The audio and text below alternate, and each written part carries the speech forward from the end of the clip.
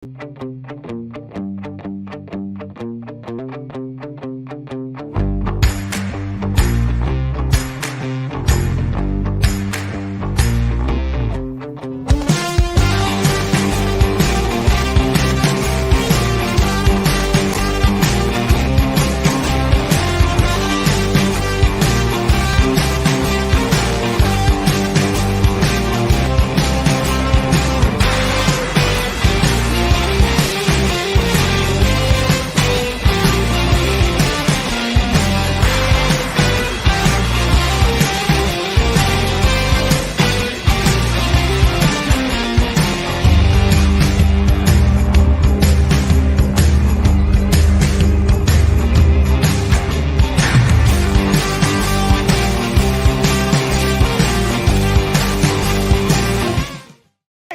on now, fellas!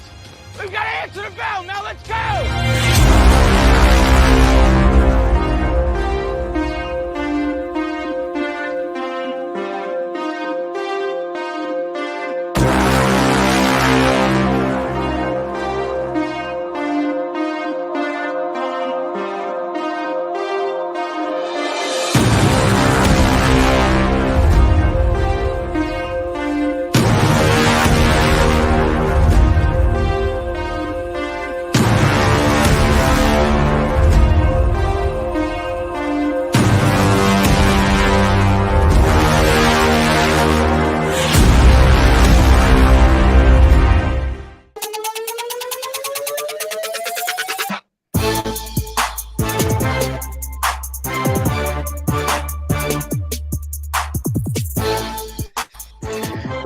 Happy draft day to you and to everyone across Middle Tennessee and the United States. It is NFL draft day, and what a show we have lined up for you. We are so excited for today's show. And of course, hashtag Rand has a plan. I'm Chris Yow, Mo Patton joining me as always. Mo, how you feeling? Man, I don't know. I don't know how to feel, really. The team that we follow the closest has the number 11 pick. For now. Will they execute it there earlier or later? And I think where they execute it is going to have a great deal to do with how I am. Basically, how you feel. So a guy asked me. I wore this shirt to lunch today at one of our favorite spots, Omega's Market and Diner here in Columbia. And guy said, "Oh, I like your shirt, man." And I said, "Thanks." He said, "How you feeling?" No, he said, "Are you excited?" And I said, "I'm nervous." Because I said, "I believe what my shirt says, but also I don't know the plan. So I'm nervous." Right. I think he's got one. Oh, I have no question that he's. I just don't know what it is. No, and therein lies the rub. Yeah, and I am nervous as heck because I feel like this, and not to, be Armageddon Doomsday about it, but I feel like this is a pretty important draft. I think 2 years ago was maybe the most important draft in Titans franchise history. Or at least Titans since they've been in Nashville's history. And we screwed the pooch. And I think this is the next and maybe now the most important, with all of the rebuilding you have to do on the offensive side of the football. Ryan Tannehill, Derrick Henry, both aging and, at the end of their contracts. This is going to be a massive, massive draft, and it's going to set up the future. And with a new stadium looming, and with a new stadium looming officially, so you can't just go out there and and pick all willy nilly. You can't, because the future of PSLs depend on you guys being successful at least somewhat. So 7 and 10 won't do it. 7 and 10 will not do it. You can't pick between 12 and 15 next year. You either got to pick between 1 and 5, or you got to pick 23 to 20 or 32, which I don't think 32 is happening, but Anyway, a lot to get to. Ben Arthur's going to give us his. We're hopefully. I'm going to try to keep Ben throughout the last half hour of the show. Hopefully, he don't have anything better to do.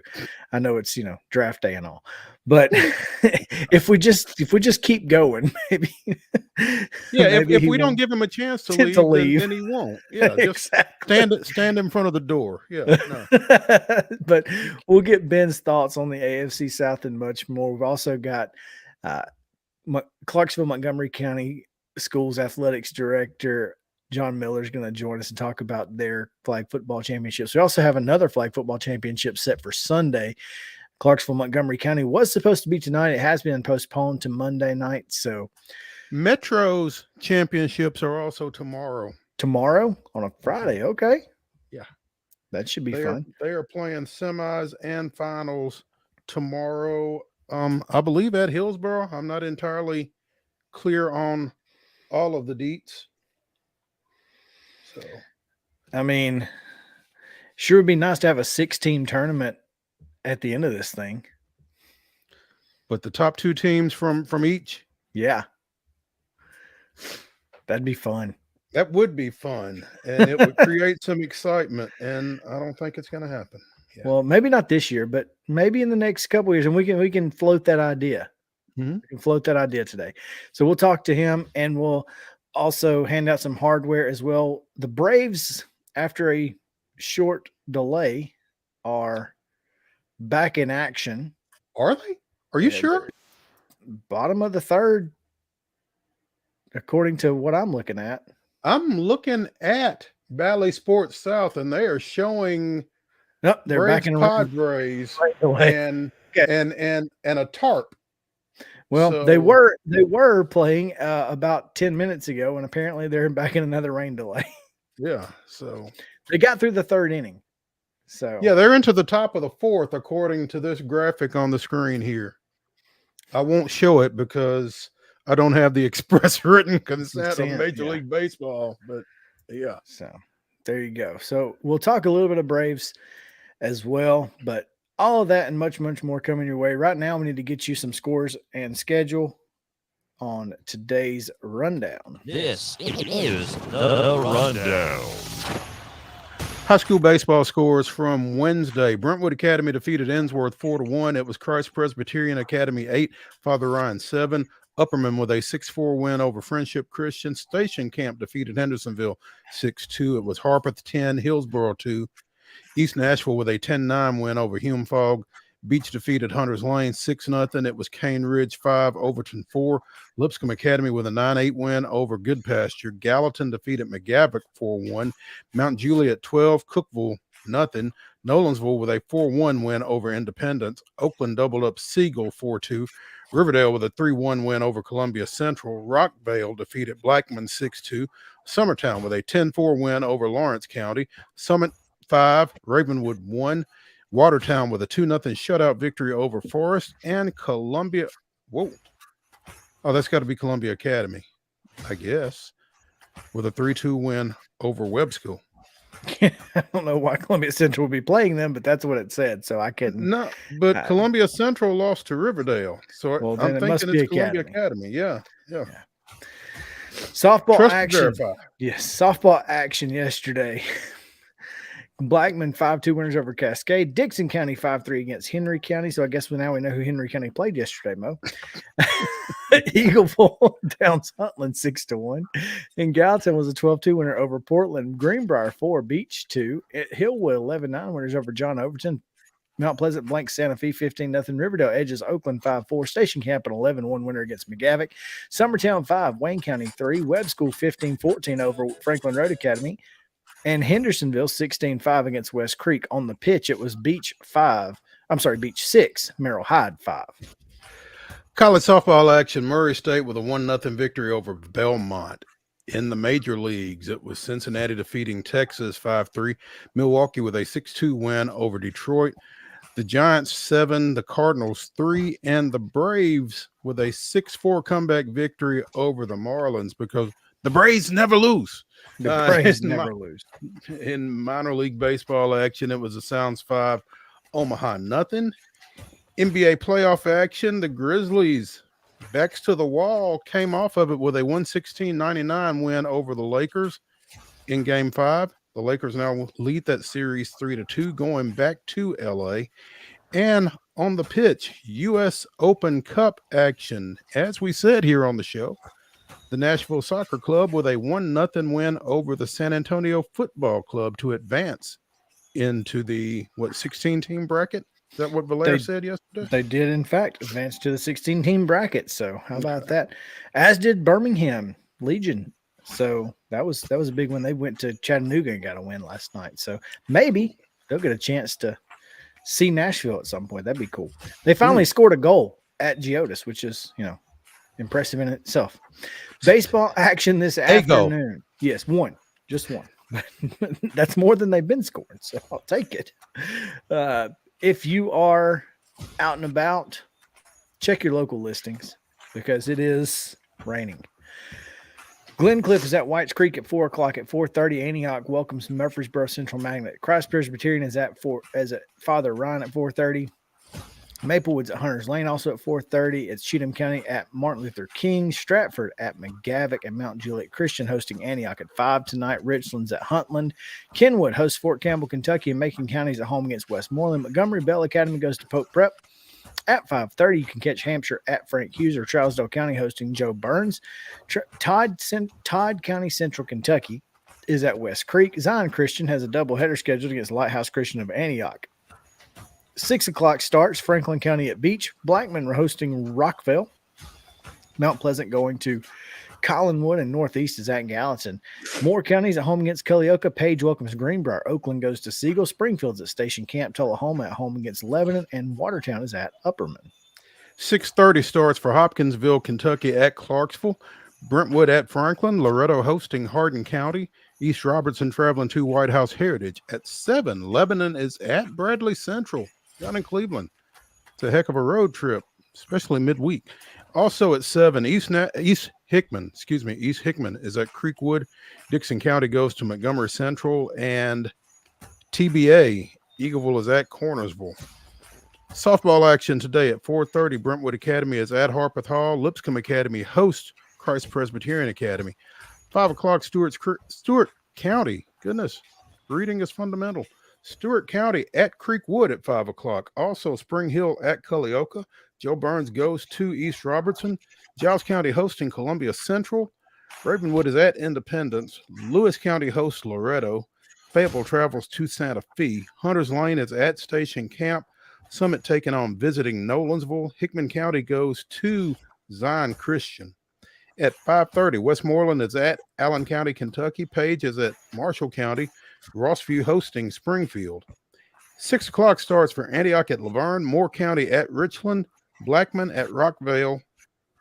I'm sorry, that's a 6:30 start for Blackman at Rockvale. Also at 6:30, Smyrna is at Stewart's Creek. Boys soccer this evening. Columbia Academy welcomes Battleground Academy at 5. Also at 5 is Good Pasture at Ezel Harding. DCA is at Franklin Christian. Lebanon hosts Smyrna at 5:30. At Springfield at McGavick.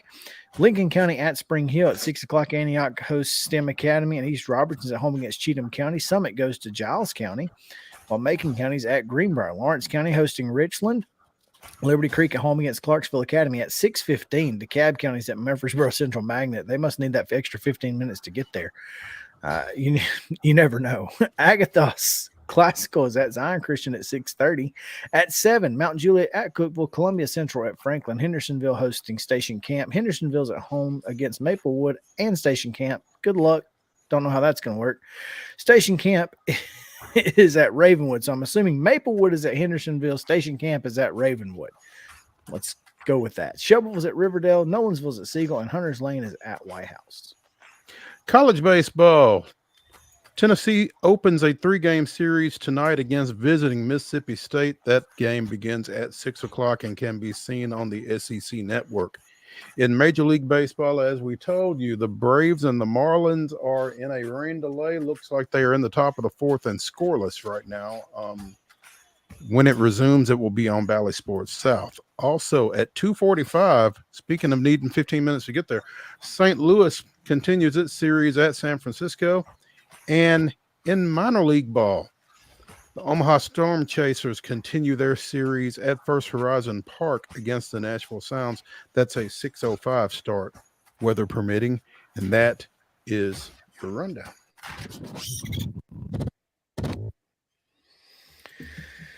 All right.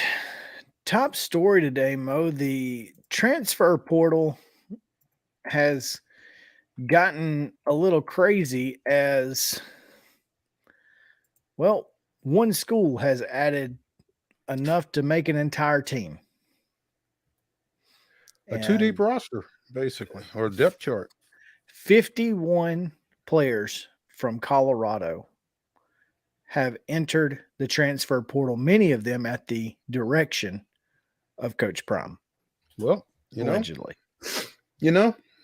If you're going to bake a cake, you got to crack some eggs, right? That's what they say. So, it's a bold move, Cotton. Let's see how it plays out. Did you read my tweet? No. Is that what you said? Coach Prime has lost 51 players to the portal, and he told them to leave. Bold strategy. How will it play out? How will it play out, Cotton? I mean, well, what were they, 1-11 last year? They were 1-11 last year. I mean, okay. So he ran off 51 players from a 1-11 team. Yes, but you still have to have players to play the game. How many have they taken in? You mean of players who couldn't play on their former teams? I don't know that that's a assumption that you need to make, that they couldn't play, and that's why they left. Didn't play. I don't even know. There ain't many Bears out there. I don't even know if that's an assumption that you need to make, because apparently the cornerback from Vanderbilt who recently went into the portal is Colorado bound, and he was a starter. Okay. So I mean, there ain't many of those out there is what I'm telling you. There ain't 51 of them. No, there's not 51 of them. But again, they were 1-11 last year. But you still how have much to better fill the do they team. have? No. They can go next year when I have time to get a recruiting class in here, when I have time to go portal shopping. Now he's going to be getting what he can get. Yes, he's going to be getting what he can get, and he put himself in that situation. But he can also tell guys, there's plenty of playing time here. Look at what we got. But again, my point is the level of player you're going to get more times than not, and far more times than not, is not much better than the level of player you lost. And I'm not saying, again, I'm not saying that those guys were going to go better, are going to be better than 1-11 next year, no matter who the coach is or whatever. I'm just telling you that it's not going to matter if you're bringing in a bunch of other 3-star guys who also didn't get playing time at their previous stops. And you only have a summer to coach them. It's not like you've got, it's not like you got them in the fall and they got here in January and you coached them all through spring. I mean, look, I'm not here to defend Coach Prime. I'm just telling you that running off that number of players from a team that wasn't any better than they were does not strike me as a pearl clutching move. I think it's the running off of players that's a problem. Why is it more of a problem when Deion Sanders runs off a player than it is, or runs off 51 players than when anybody else does it? It ain't like it ain't never because happened. Nobody's ever done that. Not 51. Exactly. So it's okay to run off 20. Who's done that? Chris, you've been around college athletics. Kids get told to find someplace else to play. Not 20 of them. That's what I'm saying. I mean, you're talking. Why are you caught up in the number? Because the number is the difference. The number is the problem. The number is problem for who? You just put 51. Problem for who? for those 51 kids who now have to find another place to play. Oh, by the way, the Pac-12 in there, we're committed to these kids for 4 years, and you can't take an athletic scholarship away from them, kind of thing. I mean, if it's a problem for 51, it's a problem for 20, it's a problem for 6. I mean, if it's the players that we're concerned about, it ain't the number that we're concerned about. All right. But you just probably kept 25 more players from getting a spot somewhere else. Because you did it so late? Well, because not 25 Colorado players, 25 players from Tennessee, from James Madison, 25 players from Virginia Tech. And if I'm Deion Sanders, I care about that. Why? I just think that you got to rein in the portal. You can't. If I'm Deion Sanders, I care about that. Why? I'm not saying that's a Deion problem. Okay. Necessarily. I'm saying this is a problem with the transfer portal in and of itself. There have been problems with the transfer portal from the moment it was instituted. And nobody's trying to fix it. And you know what this is going to do? Force it to be fixed? Yeah, but guess who's going to be doing the fixing? The NCAA? No, the last people we want trying to fix it. And it ain't the NCAA. It's Washington, D.C. They got plenty to deal with. And yet, the NCAA just hired a former lawmaker, a former governor, to go to Washington, D.C. and beg them to help. And guess what they're going to do? Ruin college athletics? Exactly. This is where this is going to be the straw that breaks that back. Well, I mean, here's the deal. The transfer portal in and of itself is not a bad thing, in my opinion. Correct. Completely agree. I have said the idea, I guess. I guess. Well, and the devil is in the details. I mean, I have said that the transfer portal needs tweaking, that NIL needs tweaking, but at their base, neither of them is a bad thing. I absolutely agree. There needs to be a tweak, but at the same time, I can't. There needed to be a tweak before this took place. Maybe so. But let me ask you a question. If you're a parent. Oh, if I'm a parent, I'm hot. What if you're a parent of a player that Deion wants right now? Mm-hmm. If I'm a parent of a player that Deion wants right now, I'm going to say if it's, I'm kind of reminded of Dr. Phil. If they'll do it with you, they'll do it to you. Exactly. I'm trying as best I can to remind my 18, 19, 20-year-old, he just put 51 guys in the street. What makes you think he won't do it to you? 100%. That's going to be, because you got to fill 80 something scholarships. You got to have practice players. You got to have bodies. Oh yeah. And he just put all his bodies in the street. Yep. That's where I think that may be my biggest problem. And I get that those top 40 guys are not going. They're going to be having to do extra, and that's not necessarily on them. And from a player safety standpoint, that becomes a problem as well. There's a lot here, but there's a lot of nuance to it, and I don't think you can cover any of it in 140 characters or 280 characters or anything 6 else. minutes on a sports talk show or anything like that. There's a lot at work here. It's going to be the straw. I feel like it's the straw. It's going to be the final one. Well, and here's the thing. When you signed Deion Sanders to coach your college football team, this is what you signed up for. He says right, wrong, or indifferent. He says this ain't his first rodeo. I would be willing to bet that guy's never been to a rodeo. I don't know, man. I don't know. I think Deion's a little bit more diverse than some people give him credit for. I mean, I've never seen him in a cowboy hat before he got out there, but still, he's an intriguing fellow. That's why you hired Deion Sanders. That's why you hired Deion Sanders. I mean, you know, get as his former teammate Terrell Owens would say, get your popcorn. Get your popcorn. It's going to be a show. It's going to be a show. Nothing else. It's going to be a show. Yeah. Let's take a break.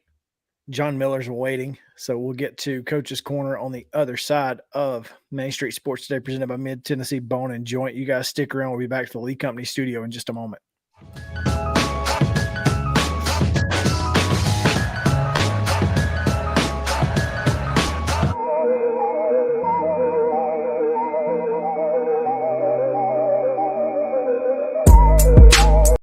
Mid-Tennessee Bone and Joint treats your orthopedic injuries and existing conditions. Our trained physicians will get you back in the game faster.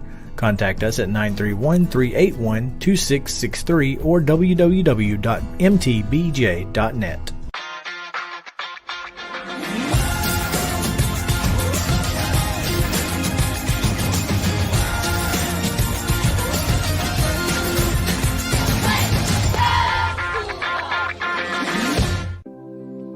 Custom Stone Handler supplies over 600 distributors and suppliers with quality stone products. Along with River Stone, we produce and distribute over 100 building, landscape, and other bulk products.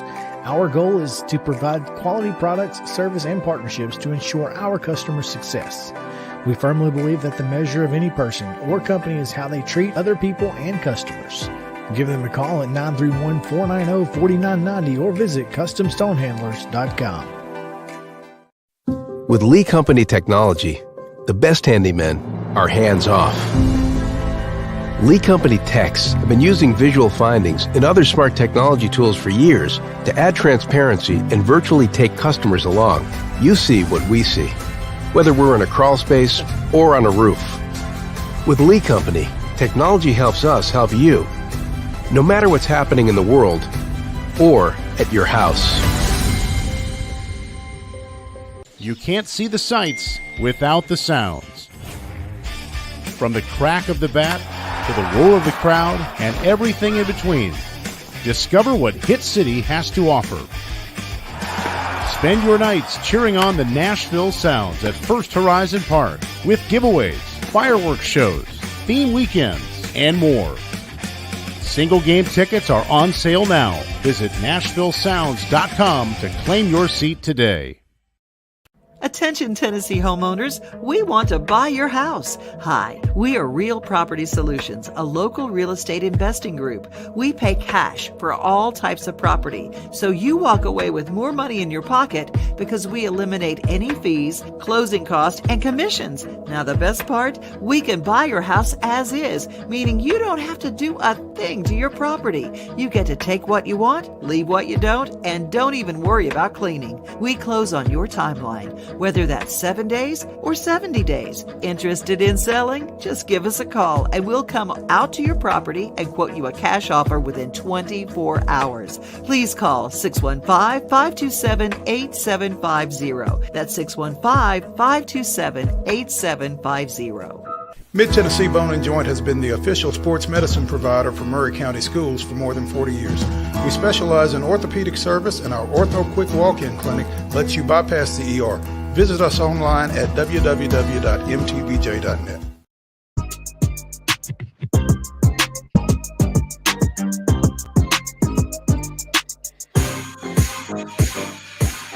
Welcome back into Main Street Sports Today, presented by Mid-Tennessee Bone and Joint. Chris Yow and Mo Patton here with you as we get ready for a heck of a weekend when it involves girls flag football. We'll start with Metro Championships tomorrow, Williamson County at Ravenwood High School on Sunday. Correct. And also on Monday night, as Clarksville Montgomery County Schools will crown their first girls flag football champion. And to talk about that a little bit with us, we bring in on the Real Property Solutions Hotline, Athletics Director of Clarksville Montgomery County Schools, John Miller. John, thanks for joining us. Thank you for having me. Coach, we appreciate you taking some time.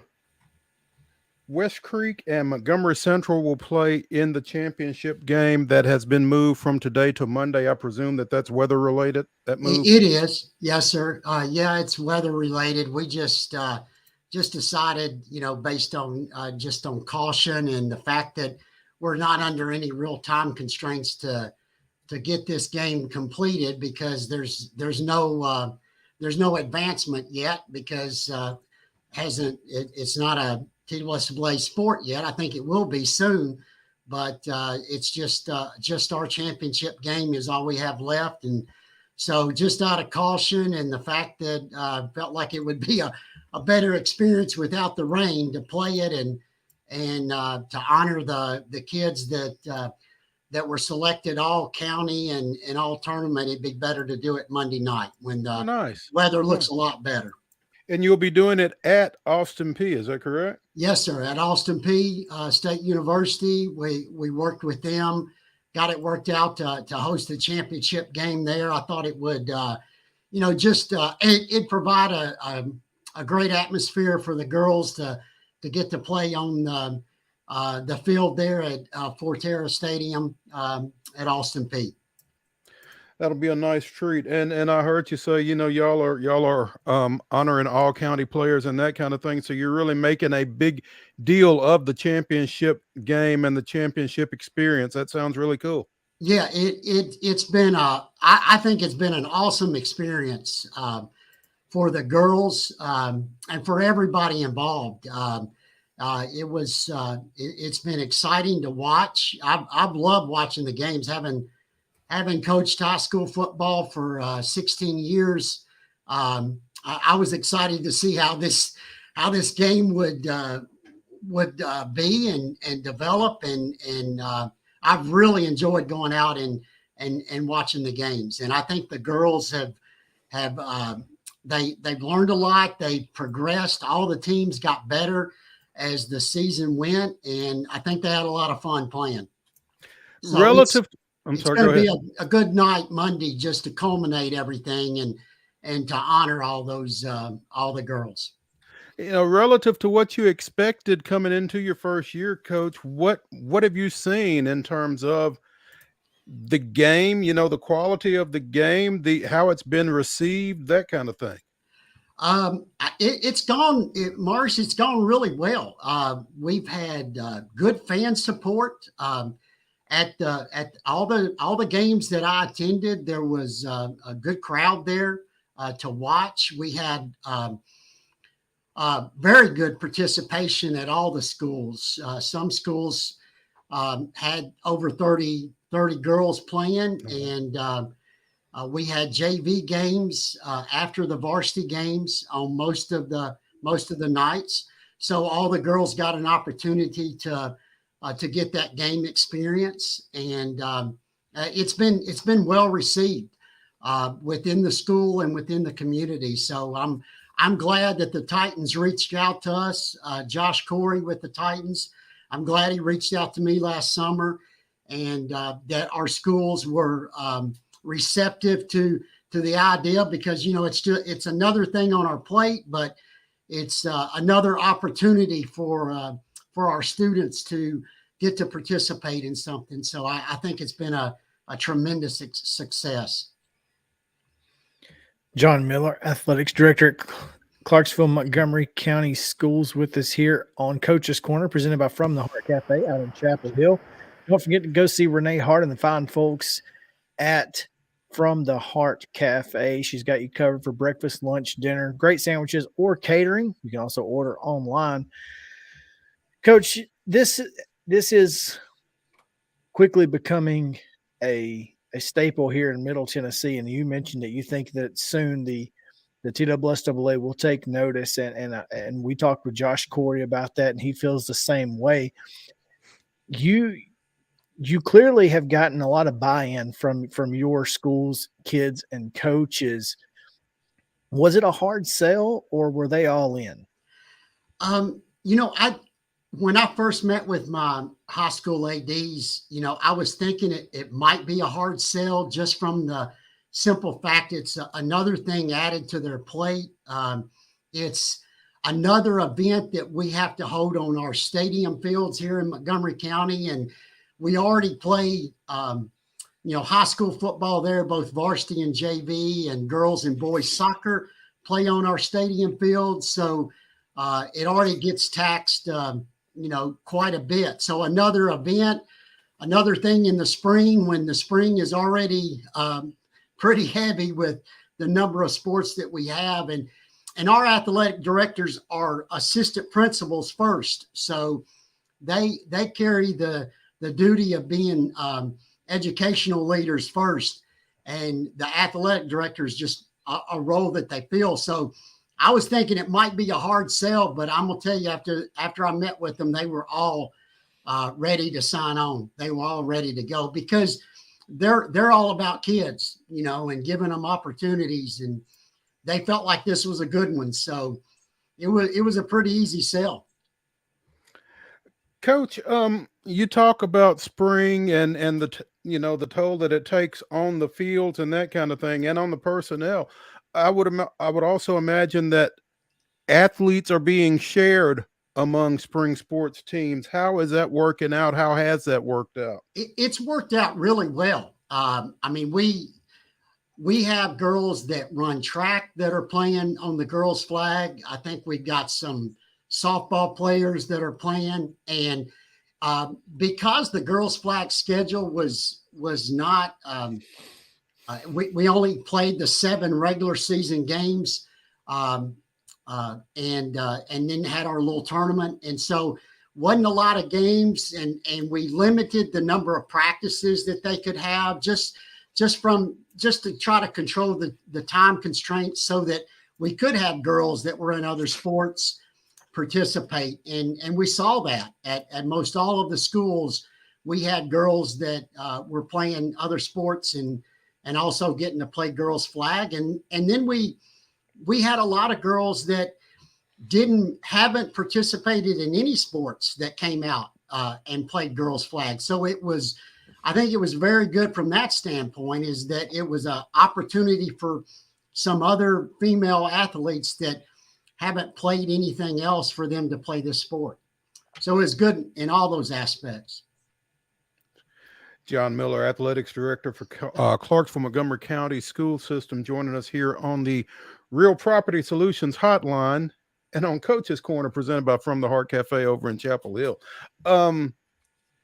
Coach, West Creek advanced with their win Monday, defeating Clarksville 13-12. Montgomery Central went undefeated through the regular season. So those are your 2 teams that you've got playing in Monday's championship game. What was it that you saw as you observed those 2 teams in particular that kind of allowed them to emerge out of the county? Sure. Well, to be honest with you, we had 4 of the 7 teams we had. There wasn't a lot of difference in any of them. Montgomery Central did go through the season undefeated, but they won 1 game in overtime in the regular season, and they won 1 game on the last play of the game against Clarksville High. I saw that. And then the first time they played West Creek, the score was tied with 3 minutes to go, and Montgomery Central intercepted a pass and returned it for a touchdown to score and go ahead, and they held on to win. So some really competitive games throughout. The West Creek Clarksville High game this week in the semifinals of the tournament went down to the last play of the game, and West Creek scored to win. So and then another one that I saw, Montgomery Central beat Clarksville High in the regular season on the last play of the game. So some really, really good games. And like I say, not a lot of difference between the top 4 teams. And so I expect a really competitive game Monday night. I think it'll be exciting to watch. In addition to Clarksville Montgomery County's championship on Monday, as we said, I think the Metro semifinals and championships are tomorrow over at Hillsboro, starting at 4:00. Looks like Pearl-Cohn, Hume-Fogg, Hillsborough, and Overton are your semifinalists. I'm not sure what order those are in, other than Pearl-Cohn is undefeated, so they are the 1 seed. But semifinals are 4 and 5 at Hillsborough. The championship game is at 6:30.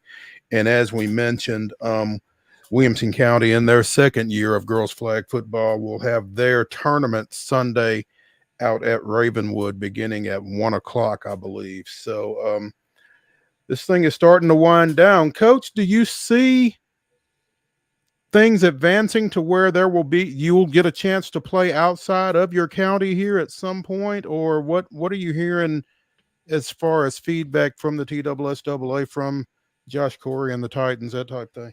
I really feel the way this sport has grown across the country, and from what I hear, especially in the Southeast, I really anticipate that it's going to become a sanctioned sport with TSSAA.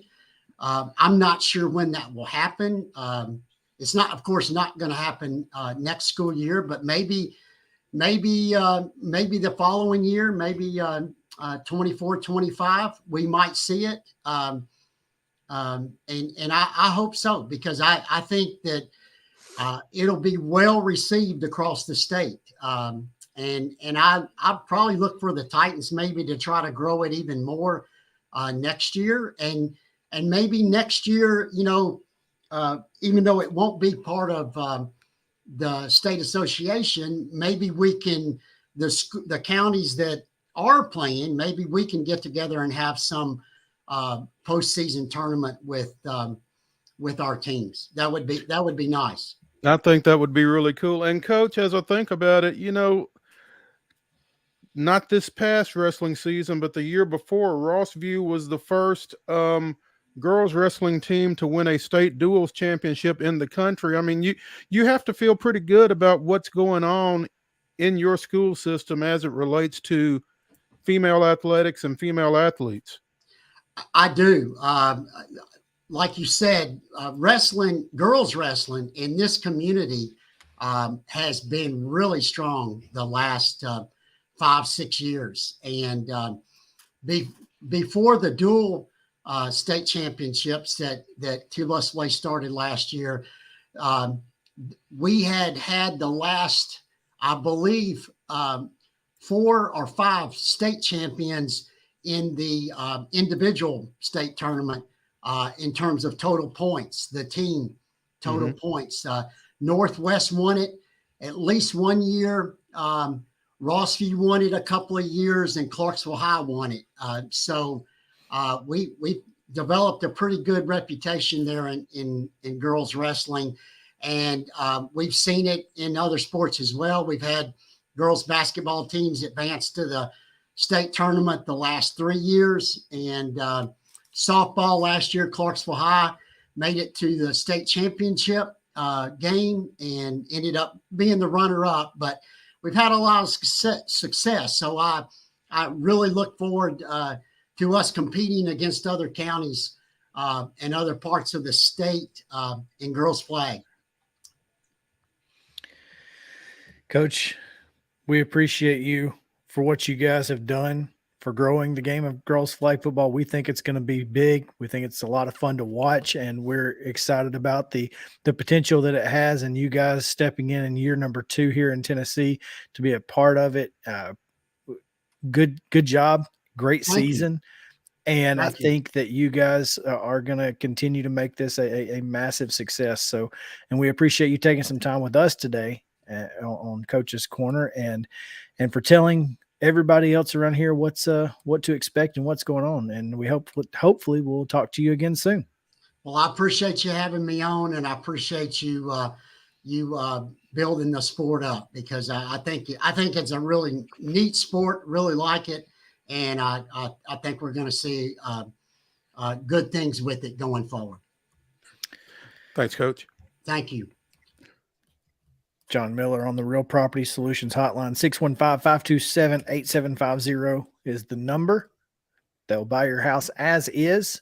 Take what you want, leave what you don't. Don't even worry about cleaning it. They'll take care of that for you as well and close on your timeline, whether that's a week, 7 days, 70 days, doesn't matter. You let them know and they'll make sure it happens. And that's, of course, Coach's Corner, which is always presented by From the Heart Cafe out in Chapel Hill. Mo, let's hand out some hardware. All right. What do you say? We got a little bit to hand out, so let's do it as we go to the In to Win Life Team of the Week, presented by Custom Stone Handlers and CustomStoneHandlers.com. Big week for one of our softball teams, Mo. Yeah, Columbia Central, they took 2 of 3 last week, lost to Hendersonville, but their 2 wins were both in District 12 4A play, defeated Ravenwood 7-0 and Independence 8-0, the latter on the road. So the Lady Lions are our In to Win Life Team of the Week. Congratulations to them. Nice picture. I stole it from their Facebook page. Hey, there you go. That's what it's there for. Sometimes you can, that's it. But it is a great picture of a great team. And we stay in softball for our MTBJ Athlete of the Week.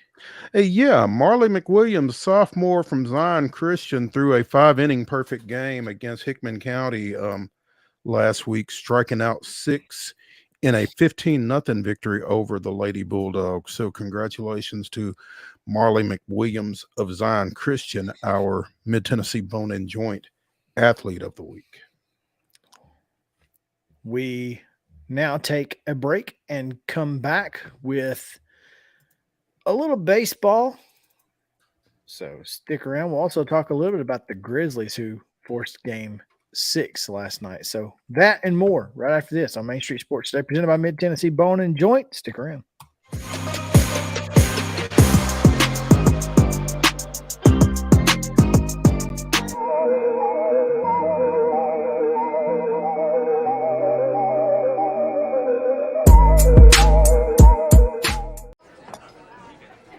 You've been putting back a few, and a few becomes a few too many.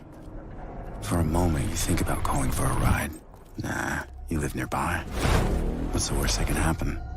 You get pulled over, your insurance goes up, you lose your license, you total your car, you kill someone. Walmart Supply Chain is hiring in Lebanon. Earn up to $22.25 an hour when you join our new fulfillment center. Enjoy competitive pay and premium perks, including 100% paid college tuition, 401k match, flexible schedules, a free Walmart Plus membership that includes discounts, and free Paramount Plus, paid time off, and so much more. Fulfilling work starts right here. Text JOIN to 240-240.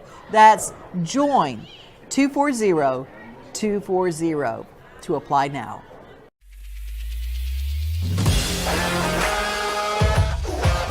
Hockey in Music City just hits different. It's one big honky-tonk party. It's the sea of gold in the crowd, the goals, the saves, the celebrations.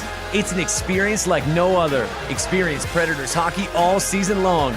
Visit NashvillePredators.com/season tickets and join the Loyal Legion today. That's NashvillePredators.com/tickets, and we'll see you at Bridgestone Arena.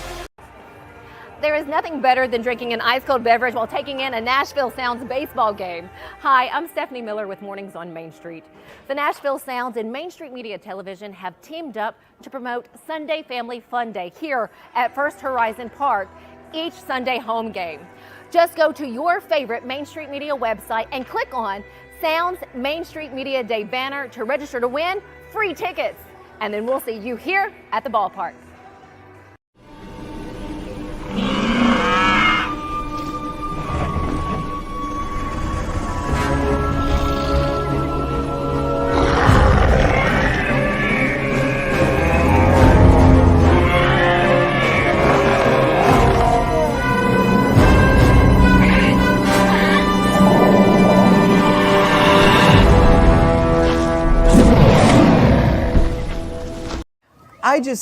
I'm so excited about this new show.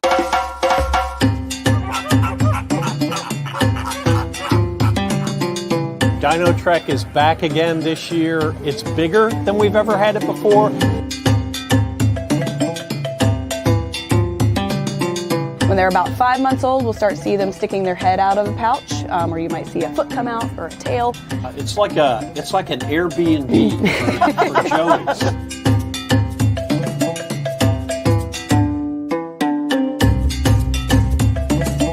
Now, you're not going to see all three of them together because cats in general don't get along unless it's time to get along, if you know what I'm saying. Yeah.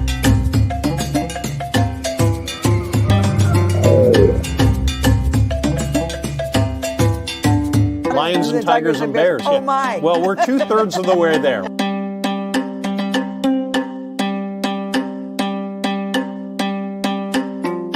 It's animals, nature, and fun. That's what we're all about. But during that time, we hope that you also learn something, that you're inspired to want to learn something. What's new at the zoo with Jim Bar 2?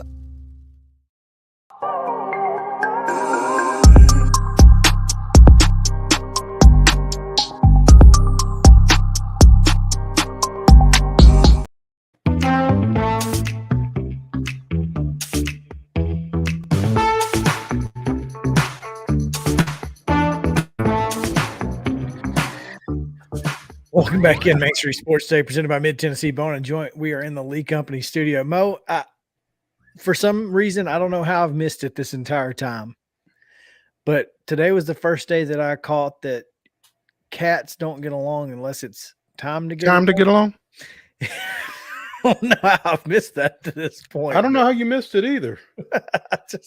I guess I got caught up in the Lions, Tigers, and Bears after that, and then Jim Part 2 at the Nashville Zoo. Yeah. Goodness gracious. Oh, that's good stuff. Well, I mean, you're a zookeeper. Things are those a little different, I guess. Yeah. So yeah, they don't get along unless it's time to get along. All right. While they're playing Andy Griffith on TBS during this rain delay, just kidding. Let's go through a couple of things. Number one, 2 other transfers we didn't mention, one of them in football. Alabama has a new quarterback.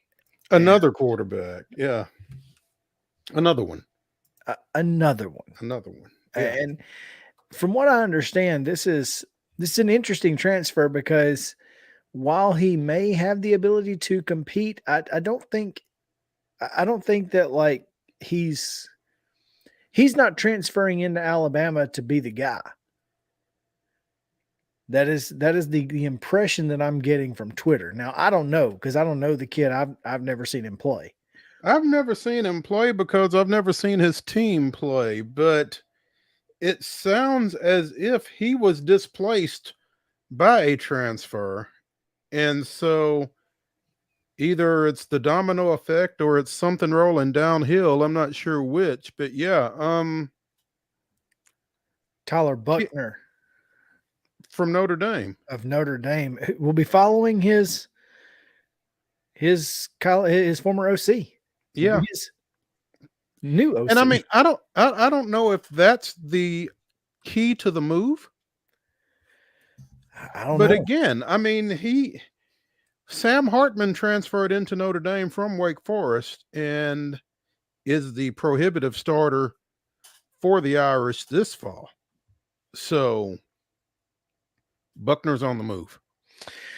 Apparently, when you enter the portal, you can select a tag that is no contact, which means that you have to reach out to the school first, which I love, by the way. I think that's a cool feature. That was what your other person used that you referred to when we opened up this segment. But I want to get, before we move that direction, I want to discuss a little bit more this Alabama quarterback situation. That's what I'm talking about. So yeah, was he as well? He was a no contact tag. So basically, he knew where he was going when he left. Alabama was the first place he visited and quickly decided to reunite with former OC and QB coach Tommy Rees. I mean, I'm not saying that there was tampering involved because there probably wasn't necessarily, but it certainly is suspicious. Here's my question. Well, sus. little sus. Has Alabama missed on some quarterbacks? I don't think so. I mean, I still think now Ty Simpson is hurt. He's going to be in a cast. On what? His leg. According to his dad, he is. Did he hurt it in the spring game or something? Currently, yeah, he is currently in a cast after an injury in the spring game. So, well, I mean, injuries heal. I don't know what that would. I mean, you've got summer practice. You've got trying to understand. I guess the being in the system. It's a new system. I don't know, but that is just what I've this. So I don't know. I certainly don't think Jalen Milroe's the answer. Well, so if you don't think Milroe is the answer, and you're up in the air on Simpson, and you're taking a guy who couldn't get on the field at Notre Dame,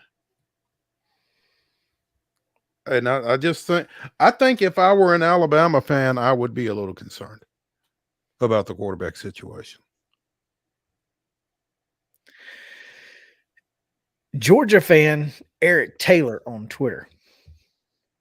Ty Simpson, 4-star. Jalen Milroe, 4-star. Eli Holstein, 4-star. Dylan Longren, 4-star. Transfer Tyler Buckner, 4-star.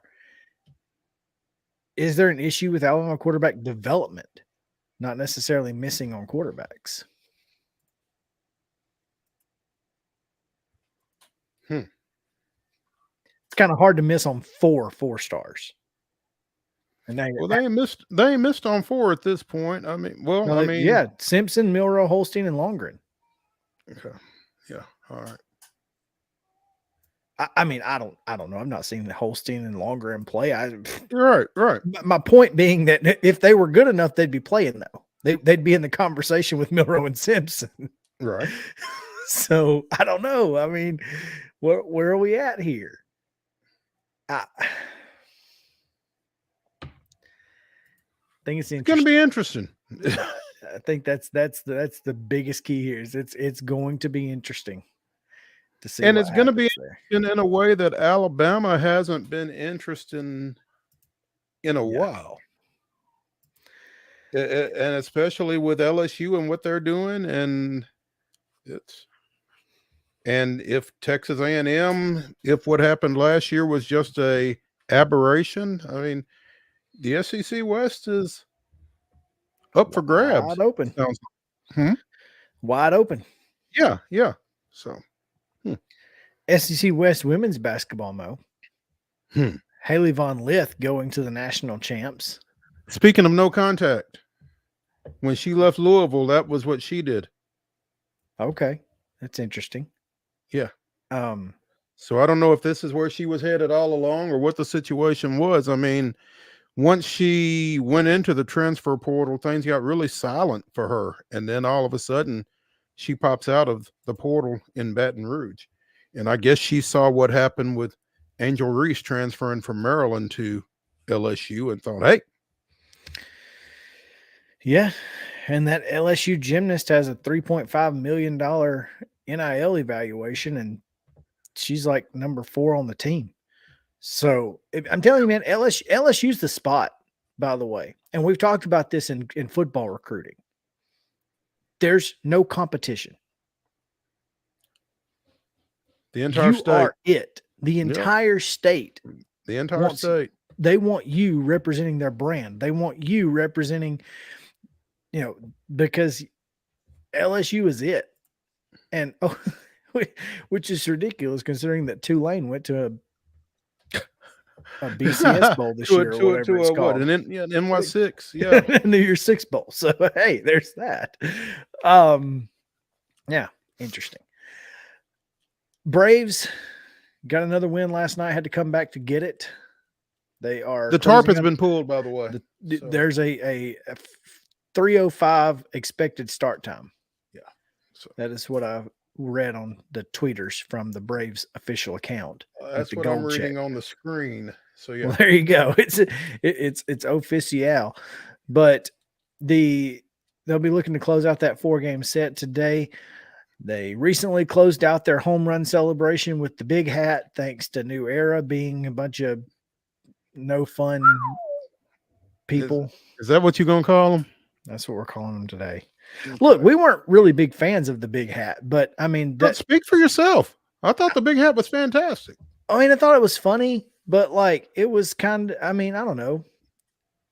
Could be worse, but New Era coming in and saying no instead of just making their own hat or doing nothing, just leaving it alone. Who cares? I'm not. Anyway, yeah, it's dumb. It really is dumb. I think Old Hickory Bats should make a big giant, like, just a foam bat and give them that so they can carry a big stick. There you go. Speak softly. So hopefully the Braves can close out the sweep. Going to be tough with a bullpen game today as you head to New York. Your bullpen's going to be tired in that 4-game set by the end of that one, I got a feeling. So I'm not sure how that's going to affect the Braves over the next 4 games, but not really much you can do about it at this point. Can't imagine Kyle Wright's going to go back out there. Wouldn't think. Vaughn Grissom with a couple of RBI base hits in the comeback last night. Are we feeling a little bit better about him now, or nobody ever questioned his offense? Okay, there we go. No, I don't think anybody questioned his offense at this point. So, and look, hey, he's only going to get better defensively. As long as Ron Washington is coaching him, he's only going to get better. Now, am I excited to see Arcia back? Probably. And I hate that we have to send Vaughn Grissom down because he has to get better defensively. We can't use him as a DH. Well, and he has to play. Yeah, he has to play. When Arcia comes back, he has to go back down, which is unfortunate because I sure would like to have his bat, but he has to play. That's right. Yep. Acuna homered again. He's up to 6 on the year, I think. Olsen homered again.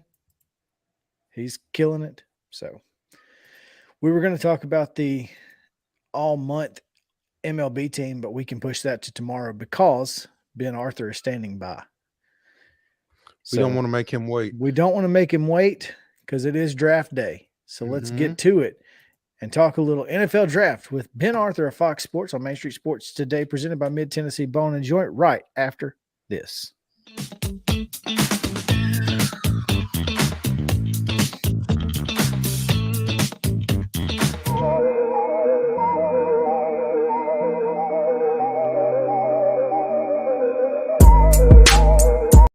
Mid-Tennessee Bone and Joint treats your orthopedic injuries and existing conditions. Our trained physicians will get you back in the game faster. Contact us at 931-381-2663 or www.mtbj.net. With Lee Company technology, the best handymen are hands-off. Lee Company techs have been using visual findings and other smart technology tools for years to add transparency and virtually take customers along. You see what we see, whether we're in a crawl space or on a roof. With Lee Company, technology helps us help you, no matter what's happening in the world or at your house. Jones & Lang Sporting Goods here in Columbia has been outfitting teams, officials, and anybody else from T-ball to college for 50 plus years. Be sure and check them out at 931-388-8060 or online at jonesandlang.com. Jones & Lang Sporting Goods, the look of a winner. Zion Christian Academy, ZionEagles.org or 931-388-5731. You can schedule your appointment. Go tour their campus. It is beautiful over there, and you're definitely going to want to see it. Again, it's ZionEagles.org. Give them a call, 931-388-5731, and schedule your tour today. A game without a crowd is just a scrimmage. A performance without an audience is just a rehearsal. Without your presence, high school sports and the performing arts aren't possible. Ensure that these essential extracurricular activities continue to enrich the lives of students in Tennessee. Purchase a ticket to your local high school's game or performance. This message presented by the TSSAA. You can't see the sights without the sounds. From the crack of the bat to the roar of the crowd and everything in between, discover what Hit City has to offer. Spend your nights cheering on the Nashville Sounds at First Horizon Park with giveaways, fireworks shows, theme weekends, and more. Single game tickets are on sale now. Visit NashvilleSounds.com to claim your seat today. Attention Tennessee homeowners, we want to buy your house. Hi, we are Real Property Solutions, a local real estate investing group. We pay cash for all types of property, so you walk away with more money in your pocket because we eliminate any fees, closing costs, and commissions. Now the best part, we can buy your house as is, meaning you don't have to do a thing to your property. You get to take what you want, leave what you don't, and don't even worry about cleaning. We close on your timeline, whether that's 7 days or 70 days. Interested in selling? Just give us a call and we'll come out to your property and quote you a cash offer within 24 hours. Please call 615-527-8750. That's 615-527-8750. Mid-Tennessee Bone and Joint has been the official sports medicine provider for Maury County Schools for more than 40 years. We specialize in orthopedic service, and our Ortho Quick Walk-In Clinic lets you bypass the ER. Visit us online at www.mtbj.net.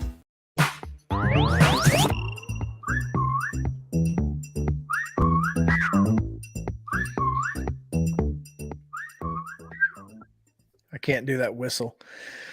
Welcome back in Main Street Sports Station about Mid-Tennessee Bone and Joint. It is draft day, and as Ryan McGee has pointed out on Twitter, lest we forget, when John Dutton fleeced the entire NFL by taking a linebacker that only a few years later ended up being the Black Panther. Vontae Mack, no matter what. So there you go.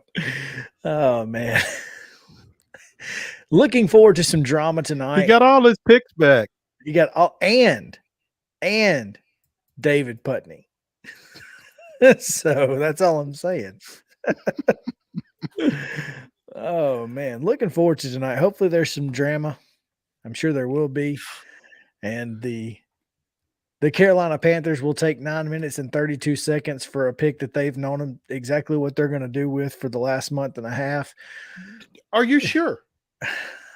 I think so. I don't think anybody. I don't know. Maybe our guest will have some insight on that. I'm not sure. I don't think the Panthers have. The Panthers have had a month to think about it. If they don't know by the time that the draft starts, they need to just that extra 9.5 minutes is going to be the difference. Come on now. Anyway, Ben Arthur joins us on the Real Property Solutions hotline. Real Property Solutions, buy your house as is. Take what you want, leave what you don't. Call them at 615-527-8750 to sell your house today. Ben, thanks for joining us, man. What's going on? Nothing much, guys. How are you guys doing?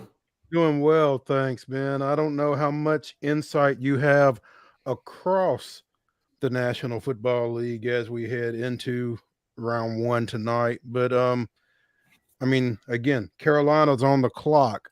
One, do you think they know what they're going to do? And two, what do you think they're going to do?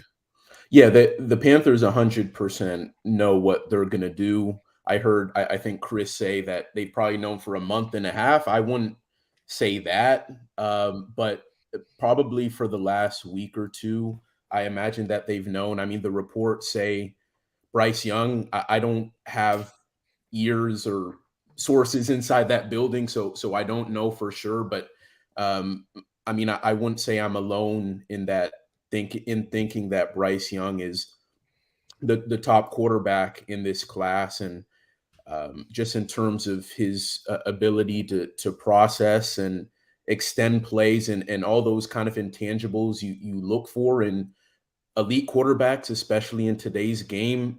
Bryce Young, of all the guys in this draft class, he has those qualities more than any of the other guys at the top. So I imagine that Bryce Young is their guy. I know there was that time where it seemed like CJ Stroud might actually be the guy, but I think heading into tonight, Panthers clearly, obviously know what they're doing. I think Frank Reich said the other day that he and general manager Scott Fitterer are on the same page in terms of who they want to select, and that they've notified owner David Tepper. So they know what they're doing.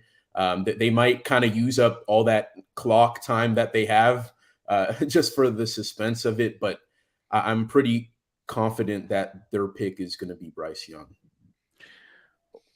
As you look at Bryce Young and CJ Stroud, what elevates Young over Stroud in your opinion? Because I mean, his physical stature makes me a little leery, but I also know that this S2 test has been a concern for Stroud. So I mean, is that where the separation is between those two, do you think, or what are your thoughts? I think just kind of piggybacking off of what I just said, I think it is that elite processing. When you're under duress, under pressure, you have 3-4 guys in your face, not really sure where to move it, and you have to get the ball downfield.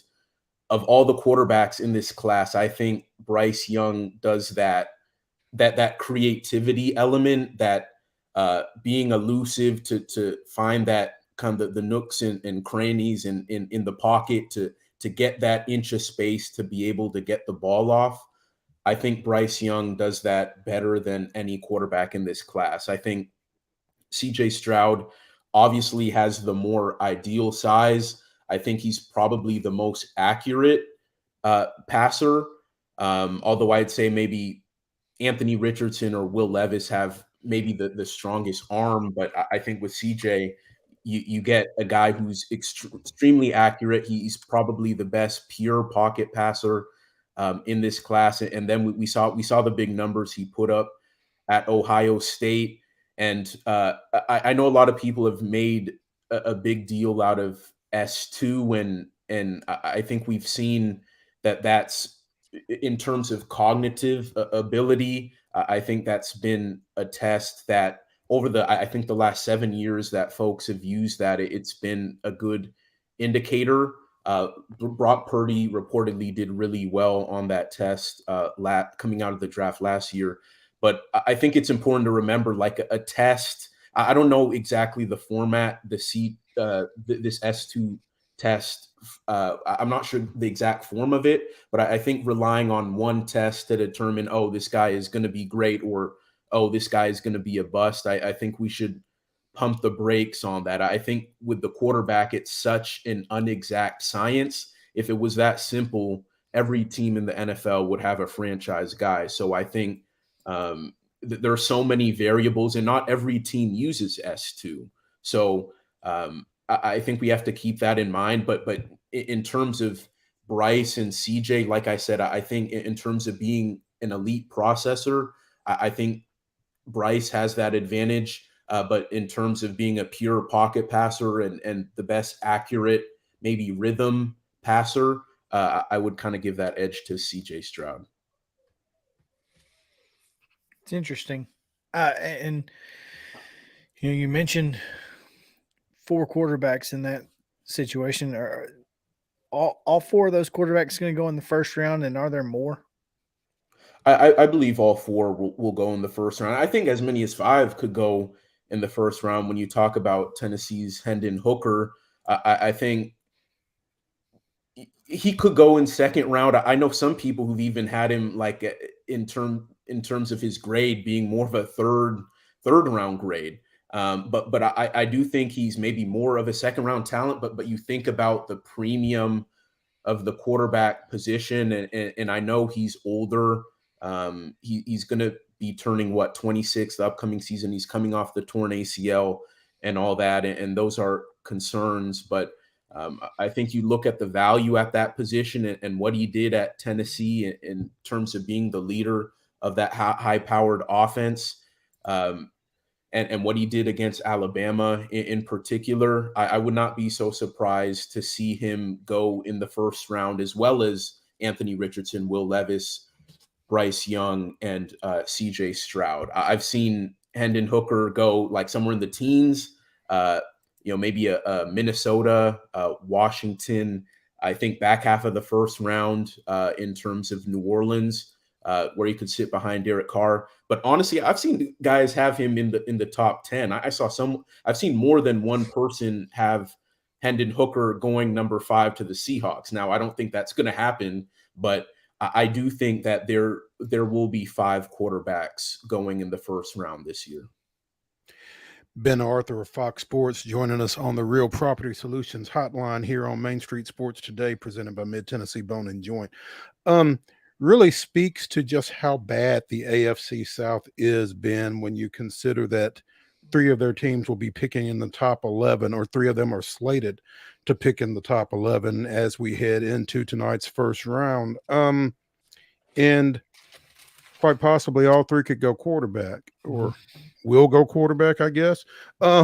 What do you see Houston and Indy doing ahead of Tennessee, if they're ahead of Tennessee?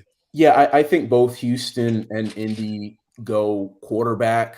I have more certainty about that with Indy than I do Houston. I think we've all seen the chatter about the Texans possibly going with a defensive guy and maybe using that second first rounder, their number 12 overall pick, to maybe move up, or hoping someone falls at the QB position to them at 12. I don't know about all that. I still think they go quarterback, but because of all that uncertainty, I would probably, I would say I'm more certain about the Colts going quarterback than the Texans, but I think ultimately both those teams go quarterback. And I think the Titans, ultimately go quarterback as well. So I think that there will be 3 new starting quarterbacks in the AFC South for 2023 and beyond after tonight. I truly believe that. Okay, I'm done arguing whether the Titans are going to go quarterback, and I'm going to shift my argument. Do you feel like that's the right move for them? I do. We all know kind of the situation with Ryan Tannehill, above average quarterback who's been really good at times, but he turns 35 in July. He's in the last year of his contract. He hasn't showed up in the playoffs the last couple years that they've been in it.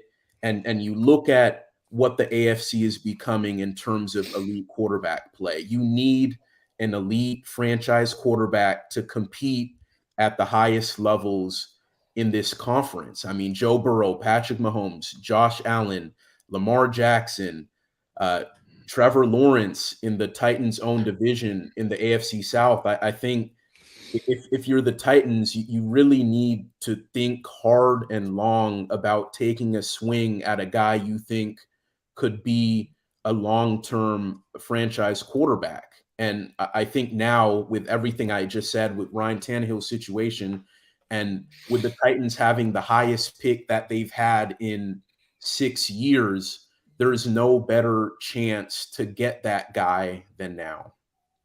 So who is that guy for them? I think if CJ Stroud falls out of the top 2, I believe that they will trade up to number 3. I could also see a situation where they get Anthony Richardson, and I know a lot of folks don't like Will Levis, but I think if the Titans don't trade up and Will Levis is there at 11, and the other guys are off the board, I could see the Titans taking Levis. He's probably like my worst case scenario in terms of the quarterback options, but I do see a world where they pick Will Levis. But with the Titans, I mean, I think they're one of the most unpredictable teams entering the draft, right? Because obviously there's that quarterback option, but I think wide receiver short term is their biggest weakness. And then in terms of the offensive line, that's still a work in progress, as we all know. So they could go there. Honestly, I think taking a cornerback at the top of the draft isn't so out of the question. We know franchises think 2-3 years in advance, and you look at Christian Fulton entering a contract year, and he's had health issues. Caleb Farley hasn't been able to stay on the field. Elijah Molden hasn't been able to stay on the field. Roger McCreary had an up and down rookie season. I wouldn't be so surprised if they take a cornerback as well. So quarterback, cornerback, O-line, wide receiver, it could honestly be any of those four for the Titans, I believe. But they only trade up for a quarterback, right? They only trade up for a quarterback. I believe that. Yeah. And does Ryan Tannehill have to be a part of that trade? What do you do with him? It's gotta be. I think you try to trade him. If you like let's say they get CJ Stroud. I think they do try to trade him. Would it work? I don't know, but I think you do have to try, right? And I think we have to remember at Rand Carthon's press conference, he mentioned like with that 11th pick at the top of the draft, they're looking for blue players, a guy that they want to play immediately. And so I think if that guy is a quarterback, I think you need to roll the dice with that quarterback as soon as possible to see what you have in him and not take a redshirt year. You want to maximize that rookie contract with what you hope is your quarterback of the future. So I do think if they get a CJ Stroud or an Anthony Richardson or what have you, I think they try to roll with that guy as the week one starter and you try to trade Tannehill. Does it work? I'm not sure. But there are quarterback needy teams. And like I said at the jump, like even though Ryan Tannehill isn't an elite quarterback, he is still a good quarterback and has been very good at times. And we know what he did in 2019 when the Titans first got him in that trade with the Dolphins. So in the right system, he can be very good. And there are teams that do need a veteran quarterback. So yeah, like in Atlanta where they would be instant contenders. Exactly. And we know Arthur Smith got the best out of, we saw the best version of Ryan Tannehill with Arthur Smith. So, I don't think we should rule out the Titans trading Ryan Tannehill if they do get the quarterback they like. Ben. Meanwhile, Malik Willis is just like, what are we? Yeah, what exactly. About me? I feel really bad about Malik Willis. I'm going to get to that in just a second. But from Young and Stroud to Richardson and Levis, isn't there a drop-off there? Yeah, I do think there is a drop. I think with Young and Stroud, that's probably 1A and 1B respectively. And then with Richardson, it's 3. And then Levis it's 4. I do think that's the hierarchy.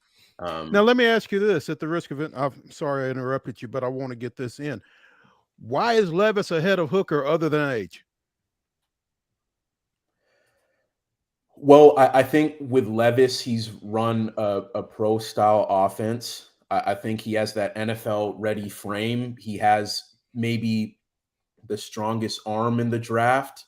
You look at you place a premium on what he did in 2021 in Kentucky when he did have the talent around him, when he had Wan'Dale Robinson and an offensive line that could protect him. You look at his toughness. You look at his proficiency on third down. There are a lot of appealing qualities about Will Levis that I think that brings him like a tier, in my eyes, a tier above Hendon Hooker, who I still think is a very good quarterback prospect and is going to be better than I think a lot of people think in the NFL. But I do still think Will Levis, for those reasons, is a better prospect. And he's I think he's about 23. And I think, a couple years does make a difference as well, kind of in terms of projecting upside and whatnot. So I do take Will Levis over Hendon Hooker for those reasons. I think the first thing you mentioned is the most important one. He's played in a pro style offense, and that's, I mean, that really does make a difference if you're trying to get a guy to start year one. Just having the simple know-how and terminology of a pro guy who he, obviously played under in 2021. It's a big deal. Outside of the Titans' first pick, at what point do they go get a wide receiver if they don't take JSN at 11? Yeah, I think if they don't take a wide receiver with that first pick, it should be the second pick. I mean, you got to address it in your first two picks. At worst case scenario, in your top three picks. But I think if they do go quarterback or O-line with the top pick, it has to be receiver. I mean, you need adequate receivers that could pose a threat to opposing defenses. We know what Treylon Burks could potentially be, and right now the hope is that he'll be that wide receiver one, but he needs help, man. I mean, Robert Woods is obviously gone. Is Cedric Tillman that guy? He could be.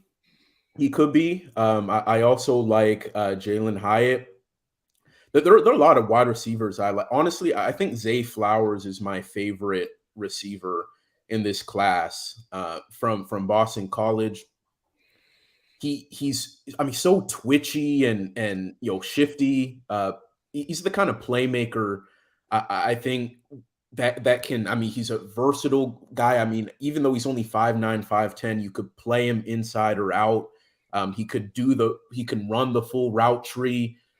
He's so great at creating separation. He's awesome in yards after the catch situations. He has the speed. He's added bulk since the college season ended.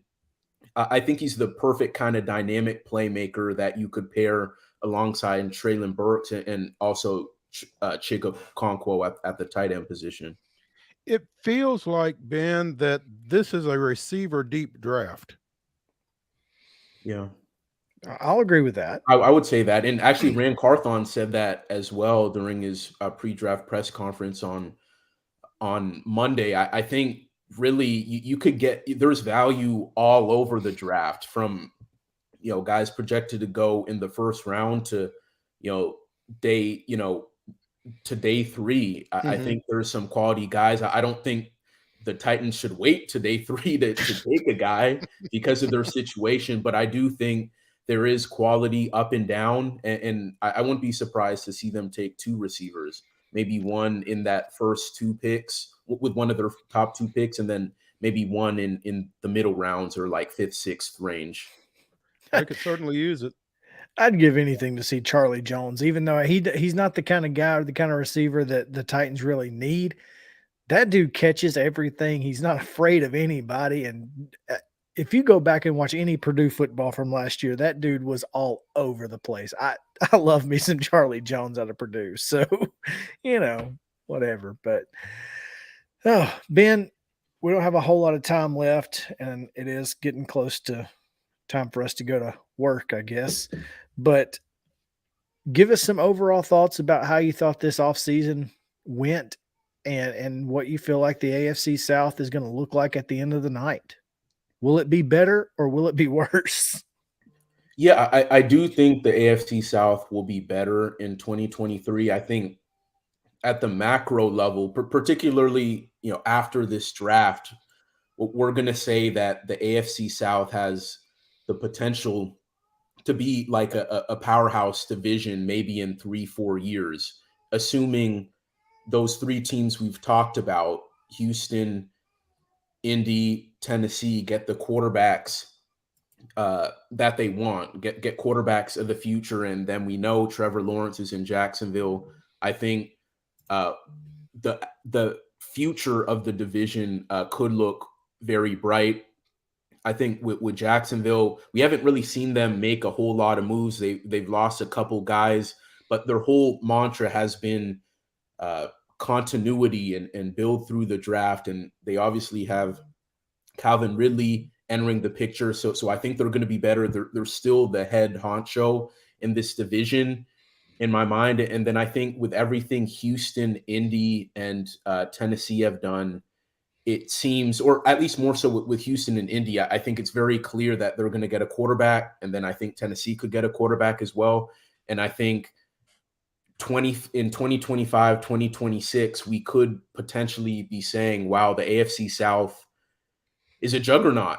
And that's maybe a hot take, but I think if they do really hit on the quarterbacks, this division has has some of the most potential in terms of any division outlook across the league. So, Ben Arthur on the Real Property Solutions Hotline. Ben, thanks for taking time with us today, man. We appreciate it. No problem, guys. Thanks for having me. Follow him at Ben Y. Arthur on Twitter, and follow us tonight at MS_sports today. Special draft broadcast tonight. So come back with us tomorrow at 2:00 on Main Street Sports Today.